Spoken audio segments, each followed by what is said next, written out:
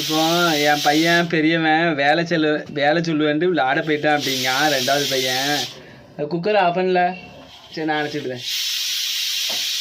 அதான் நான் சொன்னேன், அவன் வேலை சொல்லுவேன்ட்டு போகலை. என்ன வேலைனாலும் இப்போ வீட்டை க்ளீன் பண்ணணும்.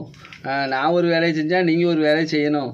சும்மாலாம் இருக்க முடியாது. ஞாயிற்றுக்கிழமை ஏதாவது நம்ம வீட்டில் உள்ள வேலையை கொஞ்சம் ஒத்தாசை பண்ணால் தானே எனக்கும் கொஞ்சம் இதாக இருக்கும். இப்போ நான் சாப்பாடு பொங்கி குழம்பு வைக்கோம்னா நீங்கள் கொஞ்சம் வீட்டை தூத்து வச்சு க்ளீன் பண்ணி அடுத்து ஆற்றுக்கு போகணுன்ட்டான். சாப்பிட்டு முடிச்சோன்னே என்னை ஆற்றுக்கு கூப்பிட்டு போயிரு அப்படின்னா. சாப்பிட்டு முடிச்சுட்டு நம்ம பாத்திரம்லாம் கழுவி வச்சுட்டு எல்லா வேலையும் முடிச்சுட்டு ஒரு 2-3 மணியாக்கில் போவோம் அப்படின்னு.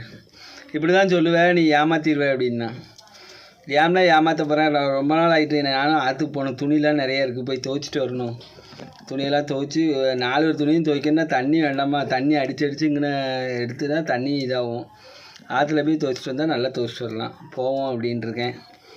சரி சீக்கிரம் வேலையை முடி போவோம் அப்படின்னா. சரி தங்கம் அப்படின்ட்டேன். அந்த அன்றைக்கி தான் இந்த தேங்காய் குழம்புக்கு வெட்டிகிட்ருக்கேன். அந்த அன்றைக்கி குழம்பு வெந்துட்டுருக்கு. அரைச்சி ஊற்றிட்டு குழம்பு வைக்க வேண்டியதான். குளிச்சுட்டு ஆற்றுக்கு போகணும்.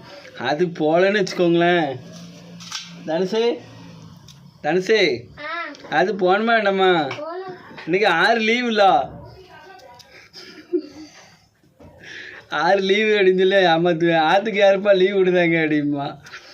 அதனாலைக்கு ஒரு ரகலை பண்ணிடுவான். ஆற்றுக்கு மட்டும் நீ கூப்பிட்டு போகலன்னா. சரி வீடியோ தொடர்ந்து பாருங்கள். நன்றி.